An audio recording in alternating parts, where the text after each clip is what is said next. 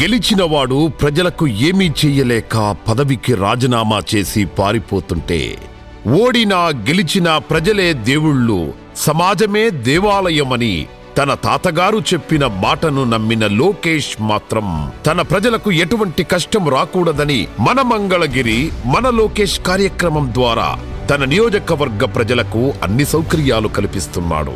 ఆరోగ్య రథం, అన్నా క్యాంటీన్, ఉచిత వైద్యశాలలు,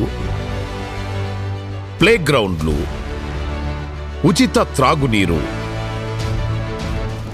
ఉచిత మంచినీరు, చిరు వ్యాపారులకు ఆర్థిక సహాయం, ఇవి మాత్రమే కాకుండా మరెన్నో అభివృద్ధి కార్యక్రమాలు చేసి మంగళగిరికి నేనున్నానంటూ ప్రజలకు అన్నీ తానై నిలబడ్డాడు.